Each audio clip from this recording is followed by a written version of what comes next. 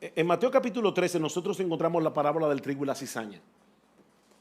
Ahora bien, yo quiero que ustedes noten algo importante en la parábola del trigo y la cizaña, y es el problema que tiene esta parábola.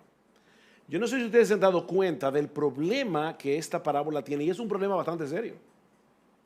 ¿Cuál es el problema de la parábola del trigo y la cizaña? Sobre todo con la interpretación de Cristo. Porque en Mateo 13, 24 a 30, el Señor les dice la parábola, luego en el versículo 36, el mismo Jesús la interpreta. Despedida la gente, entró Jesús en la casa y acercándose a él, sus discípulos le dijeron, explícanos la parábola de la cizaña del campo. Respondiendo él les dijo, aquí está la explicación y es tan simple.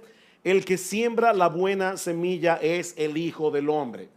El campo es el mundo, no la iglesia. Yo no sé cuántas veces se habla de, en la iglesia siempre hay trigo y cizaña. Y es verdad que en la iglesia hay trigo y cizaña, pero por favor nunca digan eso en base a ese texto, porque ese texto no tiene nada que ver con eso.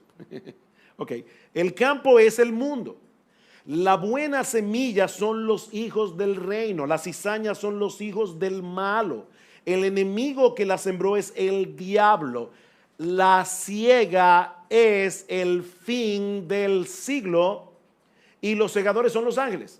De manera que como se arranca la cizaña y se quema en el fuego, así será en el fin de este aión, de este siglo. Enviará el Hijo del Hombre a sus ángeles, recogerán de su reino a todos los que sirven de tropiezo y a los que hacen iniquidad, los echarán en el horno de fuego, allí será el lloro y el crujir de dientes. Entonces los justos resplandecerán como el sol en el reino de su Padre. El que tiene oídos para oír, oiga. Ahora la pregunta es, vuelvo y repito, ¿cuál es el problema de esta parábola? Hermanos, el problema de esta parábola es que piénsenlo bien. ¿Qué está enseñando Jesús en Mateo capítulo 13, según los versículos 10 y 11? Los misterios del reino de Dios. El Señor llama a los apóstoles y le dice, les voy a enseñar los misterios del reino, algo que ustedes no pudieran conocer a menos que venga una revelación divina y se los enseñe, y este es el misterio. En el mundo hay gente buena y gente mala, y así va a ser hasta el fin. De verdad, eso es un misterio.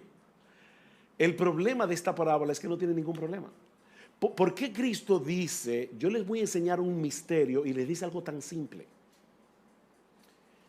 Por esta razón, los apóstoles, antes de ser discípulos de Jesús, ¿eran discípulos de quién? Eran discípulos de Juan el Bautista. ¿Y qué predicaba Juan el Bautista en Mateo capítulo 3? Ya el hacha está puesta a la raíz de los árboles, llegó el Mesías, va a separar inmediatamente el trigo de la cizaña, el trigo será recogido en el granero, la cizaña será quemada en fuego que nunca se apagará. ¿Ven la similitud entre la parábola del trigo y la cizaña y la predicación de Juan el Bautista? ¿Qué pasó con Juan el Bautista? Herodes lo metió preso. ¿Y qué causó eso en Juan? ¿Duda de qué?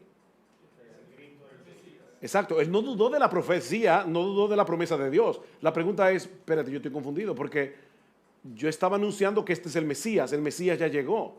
¿Cómo es posible que el Mesías haya llegado, el rey del reino, y todavía no solamente los malos siguen aquí, sino teniendo poder sobre los justos? Eso fue lo que llenó de confusión a Juan el Bautista. ¿Eres tú el que habías de venir o tenemos que esperar a otro? El Señor tuvo que enseñarle a los discípulos que el reino de Dios viene en dos etapas. Una etapa de siembra y una etapa de siega.